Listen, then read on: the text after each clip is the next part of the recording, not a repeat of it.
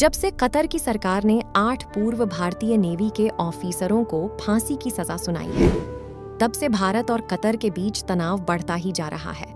अपने गैस के भंडार पर घमंड दिखाने वाले कतर को आज भारत ने एक ऐसा जवाब दिया है जिससे कतर अगले कई सालों तक नहीं उभर पाएगा। बड़ी खबर ये है कि आज भारत ने ऐसे देश के साथ हाथ मिला लिया है जिसके पास दुनिया की सबसे बड़ी एलएनजी फैसिलिटी है। और कमाल की बात यह है कि भारत ने सेलिंग फैसिलिटी की करीब 30% हिस्सेदारी अपने नाम करा ली है, जिसे सुनकर कतर के साथ साथ पाकिस्तान की सांसें फूल रही हैं। और आपको बता दें कि फैसिलिटी में करीब 75 ट्रिलियन क्यूबिक फीट गैस मौजूद है, जिससे लगभग 100 से 150 सालों तक की गैस खपत को आसानी से पूरा किया जा सकता है। और आप इसी बात से अंदाजा लगा सकते हैं कि इसका कितना बड़ा और बुरा इम्पैक्ट कतर के ऊपर पड़ने वाला है, जो कि आज भारत की करीब 48% गैस अकेले एक्सपोर्ट करता है। पूरी डेवलपमेंट क्या है इस वीडियो में समझते हैं। भारत जिस तरह से कतर को सबक सिखा रहा है, सही बोले तो कतर की औकात बता रहा है।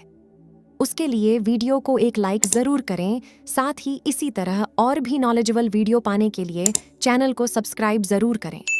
और हाँ दोस्तों, अपने जवानों की खबर को जानने के लिए वीडियो को अंत तक जरूर देखिएगा। वही कतर की टेंशन को और ज्यादा बढ़ाने के लिए भारत अपने इस नए पार्टनर के प्रोजेक्ट में करीब $20 बिलियन की फंडिंग को और ज्यादा बढ़ाने जा रहा है। अगर गैस इंपोर्ट के आंकड़ों के हिसाब से देखा जाए तो आज भारत दुनिया का चौथा सबसे बड़ा नेचुरल गैस इंपोर्टेंट है। पहले जापान, दूसरा कोरिया, तीसरा चाइना और चौथे नंबर पर हमारा भारत है, जिसमें भारत अपनी 48% गैस को सिर्फ कतर से ही आयात करता है, जिसे एक साल में करीब 8.3 बिलियन US की लागत से खरीदा जाता है।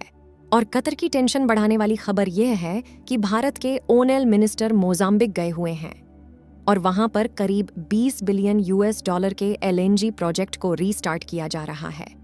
कुछ कारणों की वजह से यह प्रोजेक्ट लटका हुआ था, लेकिन जिस तरीके से कतर अपनी हुकूमत को बढ़ाने की कोशिश कर रहा है, इसलिए इन प्रोजेक्ट को फिर से रीस्टार्ट किया जा रहा है। और करेंटली मोजाम्बिक के पास जो एलएनजी प्रोजेक्ट है, दुनिया का सबसे बड़ा एलएनजी रिजर्व वाला प्रोजेक्ट माना जाता है, जिसमें टोटल एलएनजी के करीब 26% हिस्सेदारी है। मोजाम्बिक की सिर्फ 15%, जापान की 20%, जिसमें भारत की 30% हिस्सेदारी है, और इसमें 3 अलग अलग कंपनियां शामिल हैं। इस एलएनजी प्रोजेक्ट में एक साल के अंदर करीब 12.8 मिलियन टन गैस का प्रोडक्शन किया जाएगा, इसलिए इसे दुनिया का सबसे बड़ा एलएनजी फैसिलिटी माना जा रहा है। और अभी तो कतर से लगभग 50% गैस इंपोर्ट कर रहे हैं। साल 2015-16 की बात की जाए तो भारत करीब 62 से 65% गैस सिर्फ कतर से ही इंपोर्ट करता था। हालांकि बात करें कतर की तो भारत इसकी दूरी थोड़ी कम है। इससे यहाँ से जब भारत गैस लेता है तो गैस भारत में जल्दी पहुँच जाती है, और जो रास्ते का फ्यूल खर्च है वह भी कम हो जाता है। लेकिन अब भारत मोजाम्बिक से गैस लेने की शुरुआत करेगा तो वहाँ का मार्ग थोड़ा लंबा है, लेकिन रास्ता फिर भी सीधा है, क्योंकि बीच में कोई भी आइलैंड और रुकावट नहीं है, जिससे समुद्र के रास्ते से सीधे भारत तक गैस को लाया जा सकता है। और सिर्फ 2 से 3 दिनों के अंदर इस रास्ते के सफ़र को तय किया जा सकता है, और भारत में 2 से 3 दिनों के अंदर गैस पहुंच जाएगी। इसलिए जो भारत कतर से गैस इंपोर्ट करता है, इसकी डिपेंडेंसी जल्द ही खत्म होने वाली है और कतर को बहुत बड़ा झटका लगने वाला है।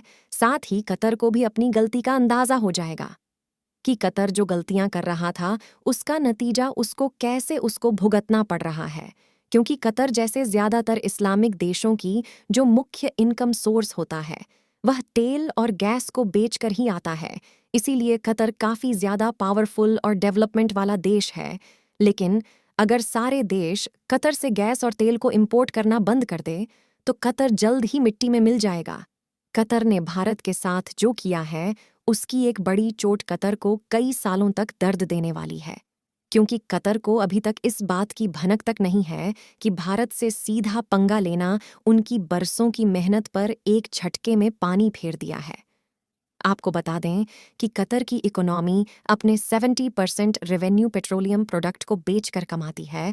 कतर जैसे अरब देशों की किस्मत अच्छी है कि यहाँ पर ऑयल के काफ़ी बड़े रिजर्व मौजूद है। इस तेल को निकालना आसान ज़रूर है, लेकिन इसकी रिफाइनिंग में जिस टेक्निकल एक्सपर्टीज़ की ज़रूरत पड़ती है वह केवल भारत के पास है। और पेट्रोलियम रिजर्व के चलते देश किसी भी युद्ध का अच्छे से फ़ायदा उठाना जानते हैं। हाल ही में जब से यूक्रेन युद्ध की वजह से दुनिया के बड़े देशों ने रूस से तेल लेना बंद कर दिया था, तो इसका काफ़ी बड़ा फ़ायदा कतर को हुआ था और एलएनजी की मेजर सप्लाई अरब देश की तरफ मोड़ दी गई। और जिन देशों ने कतर से अपनी सप्लाई लेना शुरू कर दिया उन देशों में नीदरलैंड, फ्रांस और जर्मनी जैसे देश भी शामिल है, जो कि काफ़ी बड़े एलएनजी के उपभोक्ता माने जाते हैं। कमाल की बात यह है कि इन सभी देशों ने कतर के साथ इस डील को 2 दशकों से ज़्यादा अवधि के लिए साइन किया था। कतर शुरू में तो यह सोचने लगा कि कम से कम 20 सालों तक खाने पीने का इंतज़ाम हो चुका है और भारत इनसे कुछ इंपोर्ट करें या ना करें, कतर पर कोई भी फर्क नहीं पड़ने वाला। लेकिन कतर के भरोसे पर जर्मनी पहले से ही पानी फेर चुका है, क्योंकि अल्टरनेटिव फ्यूल को लेकर जर्मनी अपने यहाँ पर रिसर्च लैब का उद्घाटन कर चुका है और जर्मनी ने साफ तौर पर सभी कंपनी को हिदायत दे दी है कि वह अपनी निर्भरता फॉसिल फ्यूल से कम करके हाइड्रोजन जैसे फ्यूल का ज़्यादा इस्तेमाल करें। कतर को इस बात का पहले से पता था कि एक न एक दिन पेट्रोलियम का साम्राज्य खत्म होगा, लेकिन इतनी जल्दी इस पर पूर्ण विराम लगेगा इसके बारे में कतर को कोई भी आइडिया नहीं था। और यहीं पर भारत पिक्चर में आता है।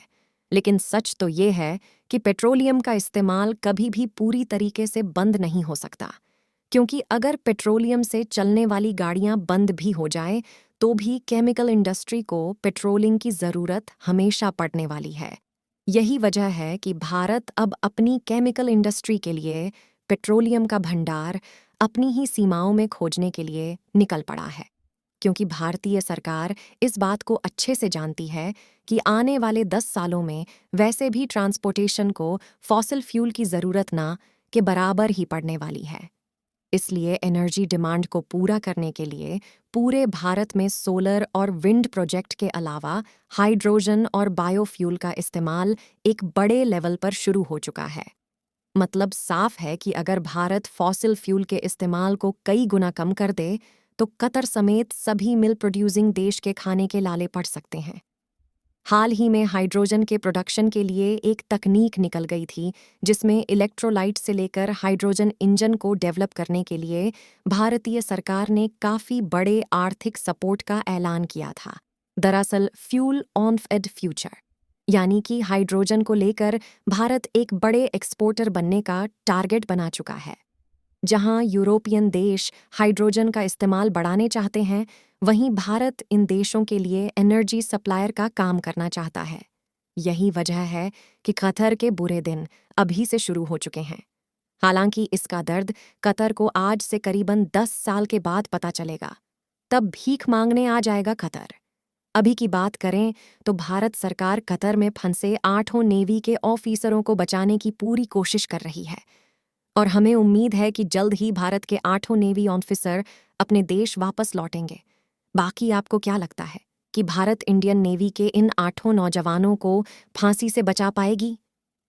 अपनी राय कमेंट में ज़रूर बताएं। इस वीडियो को एक लाइक ज़रूर करें और अपने दोस्तों तक इस वीडियो को शेयर करें ताकि उन्हें भी जानकारी मिल सके।